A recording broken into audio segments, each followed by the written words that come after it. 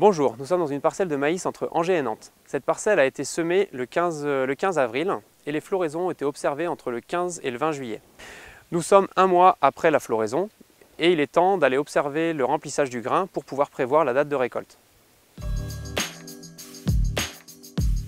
Pour observer le remplissage du grain, il ne faut pas rester sur le bord de la parcelle et rentrer bien à l'intérieur du champ.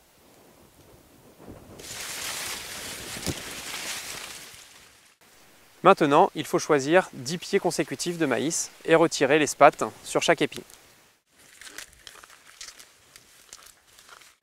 Une fois les spattes retirées, il faut couper l'épi et regarder le remplissage des grains sur la couronne centrale. Une fois l'épi cassé, nous pouvons apprécier l'état de remplissage du grain. Ici, nous sommes au stade laiteux, il est trop tôt pour prévoir la date de récolte.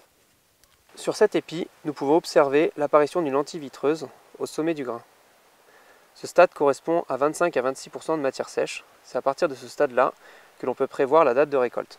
Sur cet épi, nous pouvons observer l'amidon vitreuse sur la totalité des grains.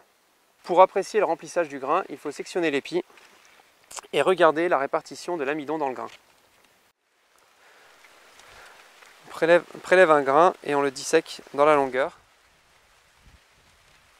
Sur ce grain, nous pouvons observer l'amidon vitreux au sommet, l'amidon farineux au cœur et l'amidon laiteux à la base.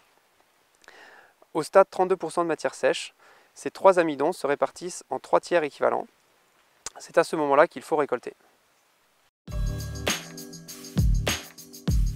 Comme nous venons de le voir, les variétés les plus précoces dans les Pays de la Loire approchent de la date de récolte.